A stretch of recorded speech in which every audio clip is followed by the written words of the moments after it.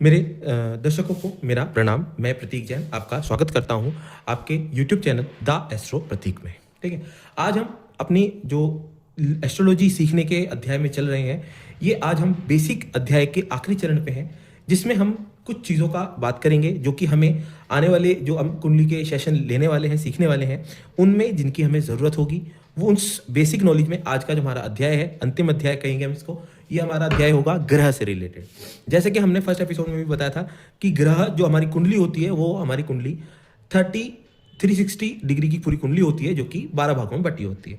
ठीक इसी प्रकार से जो एक ग्रह होता है वो 30 डिग्री डिनोट करता है, 30 डिग्री में आता है। जैसे कि आप अपनी जो कुंडली अपनी स्क्रीन पे देख रहे होंगे कि इस समय जो हमने लिखा है ग्रह बल, ग्रह डिग्री, मतलब जो ग्रह होता है उसकी डिग्री किस तरीके से कैलकुलेट की जाती है, कितनी डिग्री का होता है, ये सब का नॉलेज हम आपको देंगे। ठीक, जैसे कि आप स्क्रीन पे देख रहे होंगे विषम राशि। ठीक है, विषम राशि का मतलब ये होता है ओड राशि। ओड राशि इन द सेंस 1, 3, 5, 7, 9, 11। ये जो राशि होती हैं आपकी मेष राशि, मिथुन राशि, सिंह राशि, तुला राशि, धनु राशि और आपकी कुंभ राशि। ये जो 5 राशि आपके सामने, 6 राशि आपके सामने हैं, इन राशियों के जो स्वामी है वो हमने आपको पहले एपिसोड में बताए थे। ये जो राशि होती है, ये राशि हमारी विषम राशि में आएंगी, ओड राशि में आएंगी। इसमें कैसे हमारा रूल काम करता है? इसमें रूल काम करता है हमारा 0 से 6 डिग्री तक।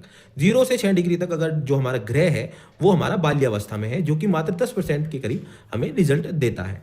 साथ ही साथ में जो हमारा 6 से 12 डिग्री जब जो चले जाता है हमारा ग्रह, वो कुमार अवस्था में चले जाता है। कुमार जो है 50% की हमें जो है रिजल्ट देता है। ठीक उसी प्रकार 12 से 18 डिग्री का जो हमारा डिग्री वो होता है ग्रह, वो जो है युवा अवस्था में होता है, जो 100% हमें रिजल्ट देता है। साथ ही साथ 18 डिग्री से 24 डिग्री का जो होता है वृद्ध अवस्था में होता है, जो कि हमें 100% से थोड़ा कम 50% के आसपास हमें रिजल्ट देता है। ठीक उसी प्रकार 24 से लेकर 30 डिग्री तक जो भी हमारा जो होता है वो मृत अवस्था में होता है, वो 10% या ना के बराबर या ना के बराबर हमें रिजल्ट देता है, देता ही नहीं। ठीक है, अब हम आपको इस चीज को थोड़ा सा वैसे समझाना चाहेंगे। जैसे कि हमने कहा बाल्यावस्था, कुमार अवस्था, युवा अवस्था, वृद्ध अवस्था, मृत अवस्था। दैट मीन्स आप जैसे कोई एक इंसान है, आप इंसान का बदलाव के हिसाब से देख सकते हैं। एक इंसान जब बच्चा होता है तो वो ज्यादा अपनी बात की उसकी वजन नहीं होता, उसका ज्यादा प्रभाव नहीं होता, 10% के आसपास प्रभाव होता है। उसी हिसाब से हमारे ग्रह हैं 0 से 6 डिग्री के बीच। जैसे जैसे वो बड़ा होता है, कुमार अवस्था में आता है एक इंसान, उसकी जो है बात का वजन होता है, उसके अंदर ताकत भी बनती है, जिससे कि वो 50% का बल देने के योग्य हो जाता है, जो कि हमारा 6 से 12 डिग्री में होता है। जब वो युवा अवस्था में होता है, 12 से 18 डिग्री के अंदर होता है, पूरी युवा अवस्था में होता है, तब वो किसी भी सामने ताकत को हरा सकता है, हर पूरी जान से वार करता है, पूरी जान से चीजों को हैंडल करता है, तो 100% रिजल्ट हमें देता है। देन उसके बाद वो वृद्ध होता है, वृद्ध अवस्था आती है जो 18 से 24 की होती है, तब भी वो कमजोर हो जाता है, जिस कारण से उसका रिजल्ट कम आता है। ठीक उसी प्रकार 24 से 30 डिग्री में आता है, जिसमें वो मृत अवस्था के अंदर होता है। वो मृत अवस्था में वो ना के बराबर हमें जो है रिजल्ट देता है, जो कि हमने आपके सामने दिखाया है।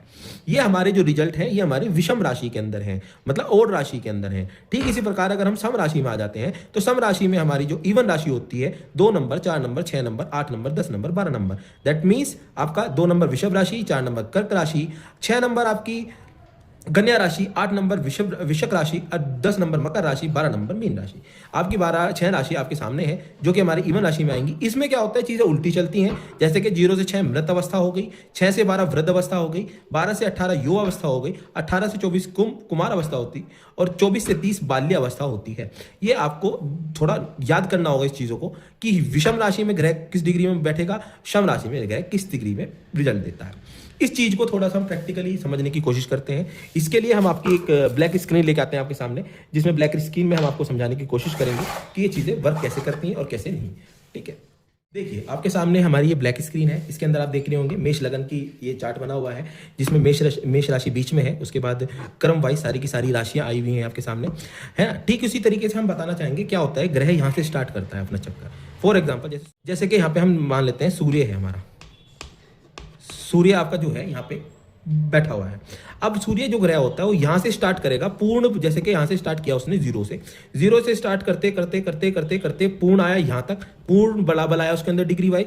फिर उसके बाद धीरे धीरे धीरे धीरे जब यहाँ पे जाएगा ये मृत अवस्था में आ जाएगा। फिर 2 नंबर से भी वो मृत अवस्था से स्टार्ट करेगा, मृत अवस्था से स्टार्ट करते करते वो युवा अवस्था में आएगा, युवा अवस्था से फिर वो बाल्य अवस्था में जाएगा, बाल्य अवस्था से स्टार्ट करते करते युवा अवस्था में जाएगा, युवा अवस्था से मृत अवस्था में आएगा, मृत से फिर यहाँ बाल्य अवस्था में, मृत से फिर यहाँ पे वो युवा अवस्था में आएगा, युवा से फिर बाल्य अवस्था में जाएगा। फिर 5 नंबर में बाल्य अवस्था में स्टार्ट करते हुए वो सीधा आपका इधर आ जाएगा, युवा अवस्था में, युवा अवस्था से मृत अवस्था में चले जाएगा। फिर यहाँ से वो मृत अवस्था से स्टार्ट करते हुए आपका 6 नंबर कन्या राशि में आप देखेंगे युवा अवस्था में आएगा। युवा अवस्था से सीधा वो आपका बाल्यावस्था में चले जाएगा। बाल्यावस्था से स्टार्ट करते करते फिर वो युवा अवस्था में आएगा, युवा से मृत में जाएगा, मृत से फिर युवा आएगा, युवा से बाल्य जाएगा, बाल्य से युवा आएगा, युवा से मृत चले जाएगा, मृत से फिर बाल्य जाएगा, वो सॉरी युवा जाएगा, युवा से बाल्य चले जाएगा, बाल्य से स्टार्ट होगा, फिर उसके बाद युवा अवस्था में, युवा से मृत, मृत से स्टार्ट करते हुए आपका फिर आपका आप युवा अवस्था में आएगा, युवा से फिर बाल्य अवस्था में, देन उसी तरीके से बाल्य से स्टार्ट कर देगा। आप देख रहे होंगे चीजें जो मैंने आपके सामने ड्रॉ की हैं, इसी तरीके से वो जो है आपका इंक्रीज करता रहेगा, चीजों को चलती रहेंगी, घूमता रहेगा ग्रह जो इस तरीके से करता है। अब क्या कहते हैं कि अगर क्या नाम, अब बहुत से लोगों के दिमाग में क्वेश्चन आ सकता है कि जिस तरीके से हमारी पहली वाली स्क्रीन पे हम लेके चलते हैं आपको, जैसे कि इस स्क्रीन में आपने देखा होगा कि विषम राशि में जो ग्रह है जैसे 0 से 6 डिग्री बाल्यावस्था में है, सम राशि में 0 से 6 डिग्री बाल्य में क्यों नहीं है, मृत में क्यों है? वो सिर्फ इसी कारण से है कि जब ग्रह है आपका विषम राशि मतलब मेष राशि से स्टार्ट किया उसने, बाल्यावस्था से स्टार्ट करते करते करते करते वो मृत अवस्था तक चले जाता है। अब मृत अवस्था से जैसे ही वो स्टार्ट करता है तो मृत अवस्था में होता है, उसके बाद वो जैसे ही राशि परिवर्तित करता है तो मृत अवस्था से तो स्टार्ट करेगा दोबारा वो युवा की तरफ। आप समझिए मेरी बात को जो मैं बोलना चाह रहा हूं। जो ग्रह जहां पे राशि में अंत करता है दूसरी राशि में वो उसी अवस्था में स्टार्ट करता है। इस कारण से राशि में परिवर्तन करने में ये विषम और शम का रूल लगता है। ये आपको याद करने की आवश्यकता है। आने वाले समय में इन चीजों की हमें आवश्यकता होगी काफी। इस चीज को हम थोड़ा एक एग्जाम्पल के साथ समझते हैं जिससे कि आपको थोड़ा सा और क्लियर हो जाएगा। देखिए अब आपके सामने हम एक एग्जांपल के साथ में स्थिति है, जैसे कि हमारी मेष लग्न की कुंडली है। मेष लग्न की कुंडली में हमारे पास सूर्य लग्न में बैठा हुआ है जो कि 9 डिग्री का है। ठीक इसी प्रकार से हमारा ये जो हमारी 10 नंबर है, 10 नंबर का मतलब हो गया मकर राशि। मकर राशि में चंद्रमा हमारा 22 डिग्री पे बैठा हुआ है। अब आप हमने बताया, कैसे बताया था आपको कि अगर विषम राशि है मतलब ओड राशि है, ओड राशि का मतलब हो गया आपका 6 से 12 डिग्री तक कुमार अवस्था में होता है। दैट मीन्स ये जो ग्रह हुआ ये हमारा कुमार अवस्था में हुआ। समझ गया? ठीक इसी प्रकार से अब हम 10वें जो हमारा है मकर राशि 10 नंबर और ईवन राशि हो गई। ईवन राशि मतलब सम राशि हो गई। सम राशि में हमने समझाया था आपको कि 18 से लेके 24 तक कुमार अवस्था में। तो डेट मीन्स ये ग्रह भी कुमार अवस्था में है। अब आप कहेंगे कि दोनों ग्रह कुमार अवस्था में लेकिन डिग्री वाइज चेंज है दोनों के अंदर। तो इन चीजों को समझना थोड़ा जरूरी है कि अगर हमारा ग्रह कितनी डिग्री के अंदर है उसी हिसाब से ग्रह हमें प्रभाव देगा। अगर ग्रह हमारा 0 डिग्री में है या हमारा 2 डिग्री में है या 6 डिग्री में है, 4 डिग्री में है, तो वो बलाबल में कोई उसमें नहीं है, वो बल नहीं दे पाएगा, उसका बलहीन हो जाएगा, वो कार्य नहीं कर पाएगा, उसका रिजल्ट हमें नहीं मिल पाएंगे। कुछ उपायों के साथ हमें उसका ट्रीटमेंट करना होगा, तब जाके हमें वो उपाय वो हमें जो है रिजल्ट देने के काबिल बन पाएगा। ठीक है जी। अब हम इसके अगले जो अध्याय इसी के अगले चैप्टर में जाते हैं जिसके अंदर हम सीखेंगे दृष्टि संदर्भ। मतलब कुंडली के अंदर कौन सा ग्रह कौन सी दृष्टि रखता है, कितनी दृष्टियां सबको प्रदान है और कौन सा ग्रह कौन सी दृष्टि से सामने वाले ग्रह को देखता है। ठीक है, जैसे कि हम अगले उस स्क्रीन पे चलते हैं। देख सकते हैं आप आपकी स्क्रीन पे इस वक्त जो है दृष्टि संदर्भ सामने लिखा हुआ है। ठीक है, हम उसमें आपको सब समझाते हुए कि दृष्टि कैसे कैसे वर्क करती है, कैसे कैसे नहीं वर्क करती है। जैसे कि हमने सामने लिखा हुआ है सूर्य, बुध, शुक्र, चंद्रमा, राहु, केतु, मंगल, गुरु और शनि। इन सभी जो ग्रह होते हैं उन सभी ग्रह की 7वीं दृष्टि से सब अपने घर सामने वाले घर को देखते हैं। जहां भी ग्रह बैठा होता है उससे सामने वाली दृष्टि सामने वाले घर को अपनी 7वीं दृष्टि से देखता ही देखता है। वो काम हर ग्रह करते हैं।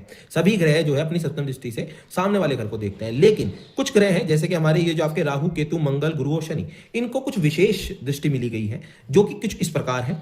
राहु, केतु और गुरु इनको 5वीं और 9वीं दृष्टि मिलती है। मतलब अपने घर से पंचम ग्रह पे देखते हैं, अपने घर से 9वें ग्रह पे ये अपनी दृष्टि डालते हैं।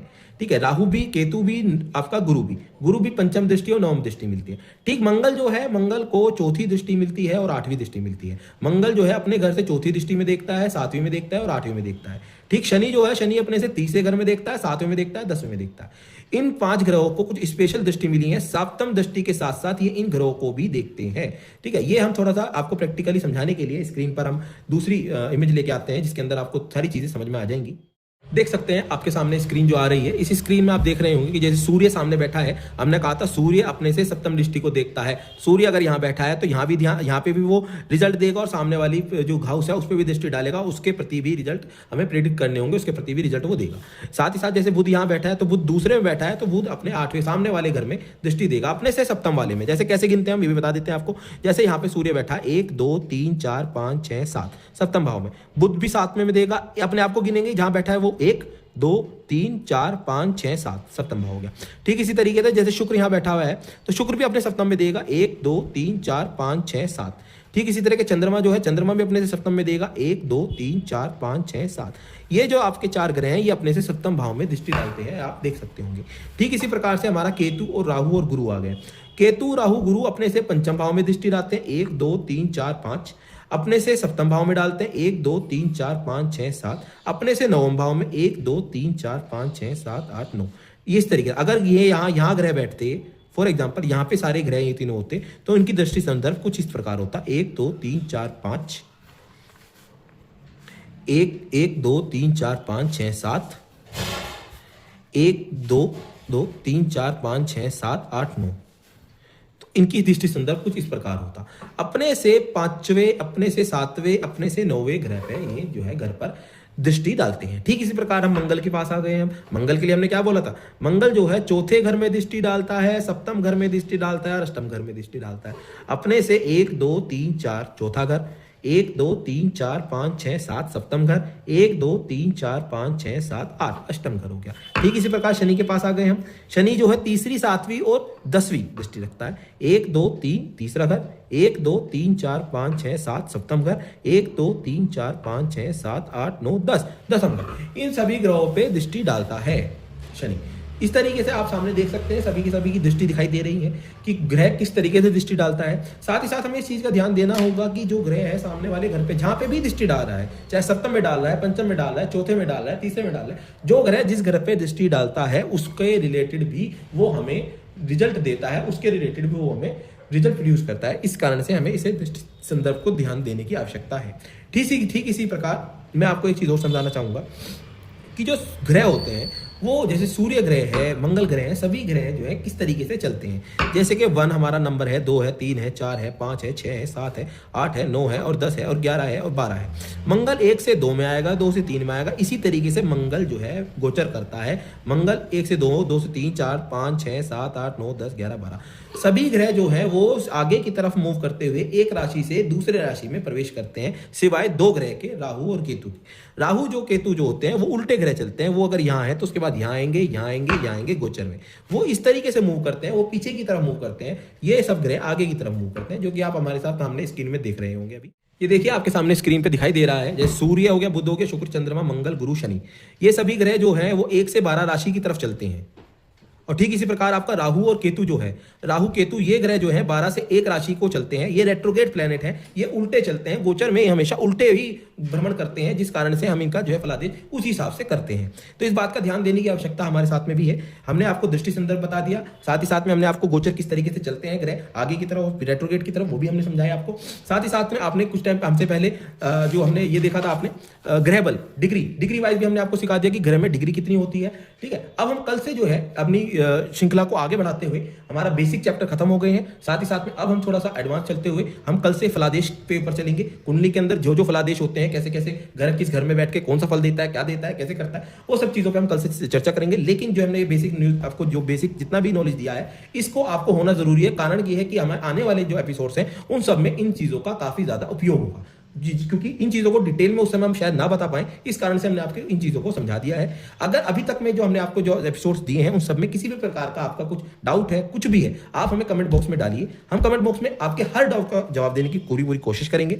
ठीक है, साथ ही साथ में हम अपनी वाणी को यहीं विराम देते हुए आपसे अलविदा चाहता हूं। शुक्रिया। हमारे चैनल को सब्सक्राइब करें और ज्यादा से ज्यादा लोगों पर शेयर करें। शुक्रिया।